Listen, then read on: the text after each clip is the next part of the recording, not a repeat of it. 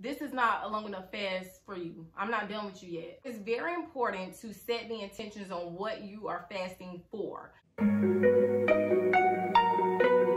Yeah.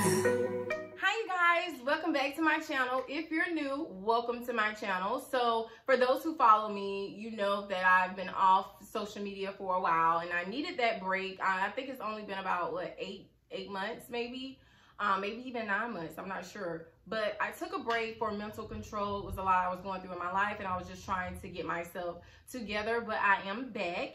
And basically I want to discuss with you guys my journey, my 7-day fast journey. So I just broke my fast last Monday and I just want to give you guys an idea of what to expect while you're on the fast. So first I want to start with setting the intentions.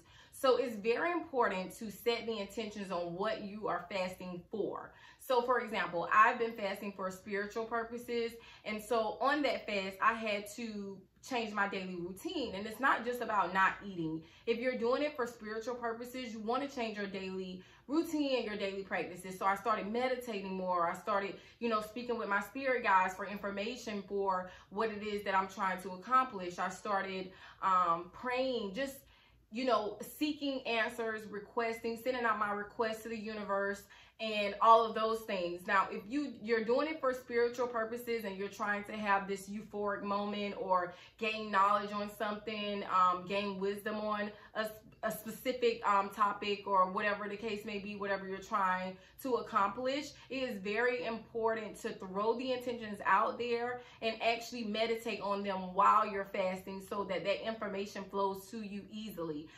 If you're fasting and it's for weight loss, that's all you're going to accomplish because you already set the intentions to fast to lose weight, and that's all that's going to happen. So if you hear someone say, oh, I fasted for 7 days and nothing happened, I just lost a little weight and I felt sick, it's because they didn't set the intentions. They didn't change anything about their daily routine other than removing food from the equation. And that's pretty much it. When you don't set that intentions, you're going to get whatever comes with it naturally, just physically, the physical part of it. But to have that spiritual experience or that spiritual awakening that you're looking for, is very important to set the intention. So I made it very clear on my end, like, hey, this is what I want to do. I started journaling and those are the things that I did. So on day 1 and day 2, it was a breeze for me. I'm not saying I wasn't hungry, but it was a breeze for me because I already set my body up to fast a day or two. So my body was already used to fasting 24 to 48 hours. That's just something I do on the regular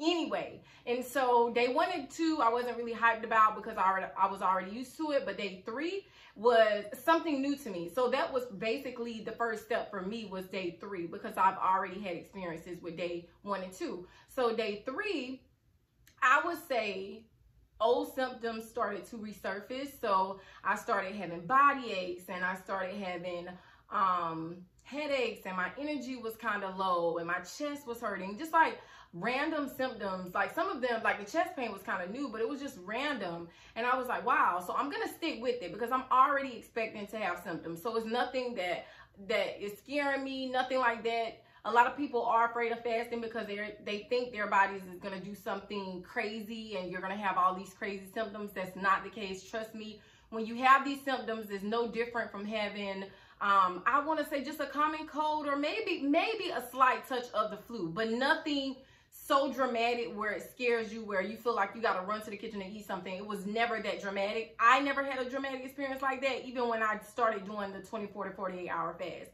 So back to day 3. Day 3, very challenging because I was on top of, the physical symptoms. I was also very, very hungry, but I knew that if I could make it past day 3, that I could go as long as I wanted to. And so I was adamant about making it past day 3. So once I made it past day 3, day 4 was better because all the physical symptoms went away. The only symptom that I had, I would say, was nausea and extremely low energy. So typically in a day, I would go to the grocery store. I may wash clothes. I may take my daughter to the park. And I may come home, and clean up. No. Let me tell you, biggest mistake ever. I did not plan my schedule accordingly in regards to energy. You have to plan what your daily routine is going to be as far as taking care of your children. Do you have time to take them to practice? Do you have time to go grocery shopping? Do you need to clean up? Do you need to wash clothes? Like, these are things that you want to already have out the way before you start your fast. And I failed to plan for that. And even when I did research, I didn't hear many people talk about that, but I'm going to talk about it because you guys need to know. Make sure you plan your schedule accordingly, because you're only going to have the energy to do one or maybe even two of those things. So if you have to go grocery shopping, that's probably going to be the only thing you're going to be doing that day. Going to the grocery store, getting your food, coming home, unloading them, putting them up, and that's about it. You might want to chill for the rest of the day. But if you have to wash clothes, you maybe wash clothes, fold them up, put them up, and that's probably the only thing that you're going to be able to do that day. That's how low your energy is. So you really have to prioritize. I mean, it's so low to the point where you even have to kind of monitor how much you're moving around, because we don't realize, like, 1 minute we're on our way to the bathroom, then we're walking outside to our car, and then we're going to Walmart, we're walking around Walmart, and we're, we don't think that we're, expelling that much energy, but we really are. And it's very important to kind of, pay attention to those things, because when you really need to get something done, whether you work from home or going to work, you want to make sure you use your, energy wisely. So that was another thing. I would say day 4 through day 7 was the same. The worst symptom, and something it was very difficult for me to tolerate, because I wanted to see if I could make it past day 7, but I couldn't. The most difficult thing to tolerate was the nausea. If I had to explain my fasting symptoms from day 4 to day 7, I would compare it to pregnancy. If you ever had a real, I wouldn't say bad pregnancy, because every pregnancy is great, but if you ever had like a horrible experience with pregnancy, as far as morning sickness and just low energy and nausea, where it didn't matter what you took or whatever medication they gave you, it just did not work. That's how I felt on the fast. And it was very, very difficult to deal with, because usually when you're pregnant, you don't have any control over nausea. It's just that you're just gonna have to wait until you have the baby. But when you're fasting, you have a little bit more control, because it's like, if I break this fast, this feeling will go away. So our morning sickness was a real thing for fasting. I don't know why I had morning sickness, but it was like morning sickness, like so nauseous, like it felt like I was pregnant all over again, like the same exact symptoms I had when I was pregnant with my daughter. Like, it was the absolute worst as far as nausea goes. But other than that, I was great. Energy was low, so I really had to pick and choose what I could do. I only had enough energy to wash my daughter's clothes. I wasn't able to wash my own clothes. It was just that bad, how low my energy was. I will say that it is very, very, very important to drink enough water. A lot of people fail at this, and they wonder why one of their symptoms is dizziness. Dizziness should not be a major symptom that you have. And if it is, I am telling you, the only reason why you're extremely dizzy like that is because you're not drinking enough water. So I slipped up day 3 because I felt horrible. And you have to drink, let me go back to this. You have to drink twice as much water as you would if you were eating food. So it's very important to drink water. Don't slip up, because when you get to that dehydration stage, it doesn't matter how much water you drink, it's going to be very difficult to come out of that. So then you're going to have to actually go to the doctor and get fluids, because you're not going to be able to drink yourself back to hydration once you reach that point of dehydration, when you come so close to it, or if you're already dehydrated. So I believe that I reached that point because I started drinking a lot of water on day 5 or on day 4, and it just was not giving me what I needed. So what I did was went to this place called Hydrate. Shout out to Hydrate. It's a place where you can go. It's actually IV therapy. So look up a place close to you called IV therapy. See if there's a company there that you can actually go to and just ask them for fluids, and they'll hook you up to an IV. You sit in a room for an hour, they give you fluids, and you go on about your day. You don't have to go to the hospital, none of that. And so you can also ask them to go ahead and put some vitamins and minerals in there, like zinc, vitamin C, glutathione. So it was like different things that I got them to put in the fluids, and they hooked me up to an IV. I sat in there for an hour, and then I left, and I felt great. The only thing, I still had the nausea, but other than that, I felt great. So that can be something that helps you along your journey, because a lot of those symptoms do come from dehydration. So I think that it's a thin line with fasting, because a lot of people want to blame it on detox symptoms. And in some cases, that is the case. But dizziness is a telltale sign that you are not taking in enough fluids, and you should not be taking in nothing less than a gallon a day. I would recommend drinking a little bit more than a gallon, but you should be taking in nothing less than a gallon. Okay, anything less than a gallon, you're playing too much. You know what I mean? Go ahead and go to hydrate. If you're not great at, you know, drinking water, just go to hydrate and get your fluids at least once or twice a week if you can, if you have these challenges. So basically that was it. Like day 7, when I broke my fast, and tell you the biggest mistake I made. When I broke my fast with watermelon. And so it felt like my stomach started to rumble as soon as I started to fast. Like as soon as I started to break my fast and ate that watermelon, my stomach just was, you know what I'm saying? And I just couldn't take it. I was scared, because I was like, God, I think that was my biggest fear, is eating something, because I didn't know how my body was going to respond to it. And so the watermelon, I would say that's probably the only thing that was logical for me to eat. A lot of people love doing, I think, bone broth, but I'm not a fan of that. So I did watermelon, and it made my stomach rumble. Where I messed up at was, I thought that I was only supposed to eat that for a day, like only watermelon for a day, and then the next day I can go back to my old diet. No, Day 2, okay? I decided to eat solid food, eat me a full, you know, course meal or whatever. It was healthy, but still it wasn't watermelon, and it tore my stomach up. When I tell you I was sick, it was almost like food poisoning into my body. And so I started, you know, going to the internet, doing research, and I realized that, oh my God, Whitney, you supposed to at least eat watermelon for like a week, like ease up on it. Like it's not a day's thing. And I think people are confused about that. It only takes a day for your body to get back used to eating what it's supposed to eat, maybe on a 24 to 48 hour fast. But I believe anything beyond that, you definitely need at least a week to get your body back used to eating that type of food. And yeah, so that was my biggest mistake. I would say what I've, as far as positive symptoms, I would say my skin. Let me tell you, if you haven't seen my burn journey video, definitely go and watch it. Because I kind of, you know, I burnt my face basically.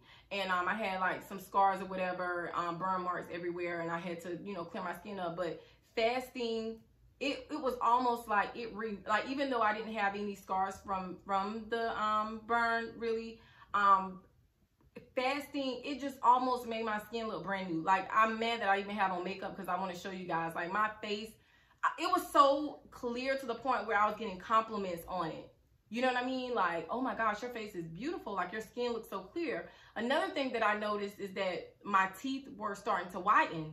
And I just didn't, it was just like so weird. Like, guys, my toothpaste banging now? Like, then I realized like, no, like this is really from this fast. And also, even though I don't have dark gums, I realized that my gums starting to lighten. So they're like pink now, like they're more pink now. And so that was something that I noticed and I got excited about. Of course, you know, the number one thing that everyone noticed is you begin to lose weight. I started to really see the weight drop on day 3. Maybe because, as I mentioned, I'm always doing a 24 to 48 hour fast. So of course I wasn't noticing nothing then. But day 3, I realized that my boobs were like shrinking. I realized that my stomach was like on flat. So okay, that was a bonus. But that wasn't my intentions to lose weight. So I did not weigh myself before and after, because that was not my intentions. I did this for spiritual reasons, and I intentionally did not weigh myself because that was not my goal to see how much weight I can lose. But I will tell you, if you're trying to do a fast for weight loss or add that into whatever you're fasting for, I will say it's noticeable. Like you don't even have to weigh yourself. You're gonna notice that you're losing weight. Another thing was positive was I did have this euphoric moment, which was a moment of just feeling so empowered. Like I'm doing something that the vast majority of people find very difficult to do. That made me feel like I was so powerful. Like it gives you, it's so powerful to the point when you make it to day 4, day 5, maybe even day 6, you start to feel so empowered to the point where you're not going to want to eat because you don't want to deal with the disappointment you're going to have within yourself for even giving in. Like I just reached this moment. I just reached this moment of just greatness that most people don't reach. And I gotta stay here. I gotta ride this out. And so that's what it was for me.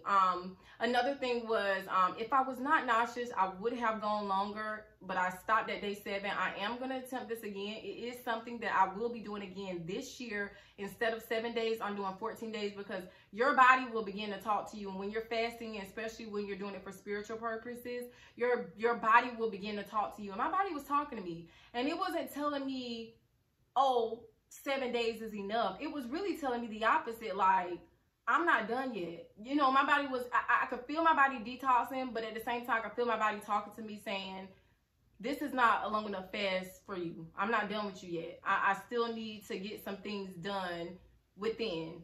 I don't know what it was that, you know, my body wanted to still work on, or whatever the case may be, but it was like my body told me that, like, even though you are probably going to break this fast because of nausea, you got to get back in it. You got to do it again, and soon, because I'm not done. So I don't go by what anyone, you know, says to me about, you know, how long you can or can't fast. There's people out here doing 30-day fasts.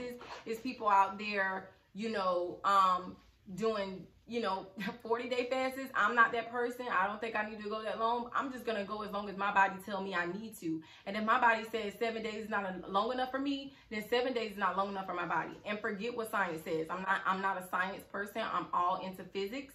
So I don't really care about what science says about fasting. I just know that, you know, my body is not done with me yet. And it's telling me I need to get back on the fast. And when I do, I will do a video on that, because it definitely will be longer than 14 days, and I will be able to plan accordingly this time as far as energy goes, and also prepare myself to actually deal with that nausea, because I was not expecting to be that nauseous. I actually hope it doesn't, you know, be a part of my symptoms anymore, because I know initially when I would do the 24 to 48 hour fast, I would be extremely, I would get headaches all the time. But then when I did the 7-day fast, I didn't have a headache at all. So I think your body kind of get used to it at a certain point. And I'm hoping that this time around that my body gets used to, you know, not, you know, eating for 7 days, and I don't become nauseous. I'm praying for that, okay? But other than that, I highly encourage everybody to try it. Fasting isn't something that you can research. You can do all the research you want in the world, but no one can tell you that feeling that you get while you're fasting. I feel like that feeling hits about day 3, day 4, when you really start to feel your body talk to you, telling you it's not time yet. You're not sick. You're not dying. Your body will tell you. Trust me, when you feel like you're dying or you feel like you're dehydrated, your body's going to tell you, hey, something's wrong.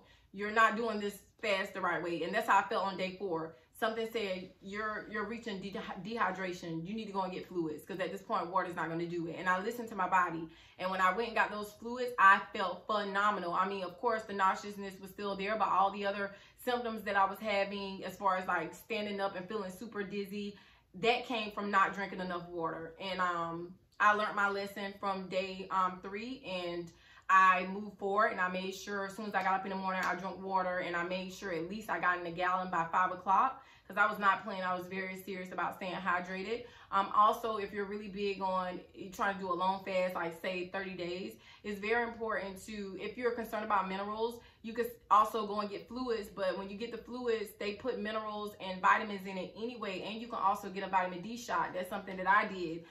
So even though I wasn't taking anything orally, and I don't recommend taking any vitamins and minerals orally, I recommend getting everything through your IV, because you don't want to put anything in your mouth. You don't want anything to go into your stomach.